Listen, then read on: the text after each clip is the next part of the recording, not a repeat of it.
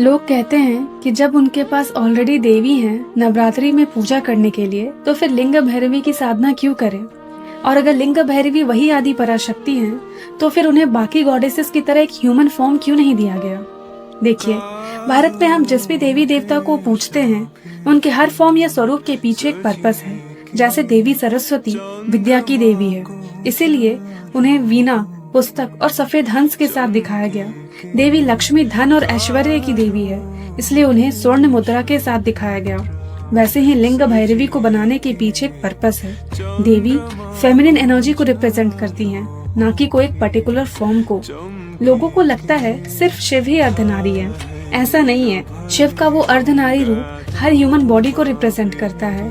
हर human being, चाहे वह पुरुष हो या महिला, वो आधे नर हैं और आधे नारी, जिन्हें मैस्कुलिन और फेमिनिन, सन, मून या ईड़ा पिंगला नाड़ी से डिनोट करते हैं। और जिनमें जो भी नारी डोमिनेंट होती है, उनकी प्रकृति वैसे ही होती है। बट आज के समय में जहाँ हर youth, both male and female, सिर्फ कंपटीशन, कॉन्क्वेस्ट एंड पैसे के पीछे भाग रहे हैं, हर पेरेंट को उनका बच्चा टॉपर चाहिए, उनकी लाइफ में कोई फेमिनिन क्वालिटी ही नहीं है, ना कोई आर्ट है ना क्राफ्ट, नेचर से कनेक्ट करना तो जानते ही नहीं, संगीत तो है ही नहीं, और नृत्य को तो वो कला ही नहीं समझते, ना ही कोई स्पोर्ट है, योग साधना तो दूर की बात। इनमें से एक भी चीज नहीं है।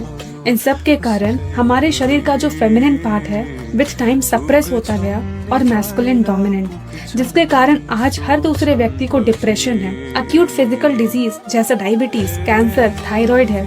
हर दूसरे घर का बच्चा सुसाइड के बारे में सोचता है। इन सब का कारण यह है कि उनको पता ही नहीं कि पैसे और पढ़ाई के अलावा और क्या करें, स्थिर कैसे रहें, अकेले खुश कैसे रहें। तो जब हम लिंग भैरवी के ऊपर साधना और ध्यान करते हैं, धीरे धीरे हमारा फेमिनिन पार्ट स्ट्रेंथन होता है और फाइनली मैस्कुलिन के साथ बैलेंस होता है।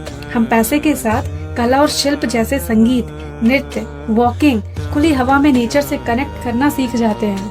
हमें अकारण ही पेड़, पौधे, पंछी, जानवर, खुले आसमान, अकेले में खुश रहना अच्छा लगता है, क्योंकि देवी प्रकृति स्वरूपा हैं और इसलिए इन्हें ध्यान देवी भी कहते हैं। ध्यान रिचुअल्स के साथ अचला अर्पणम में हम ध्यान में भी बैठते हैं।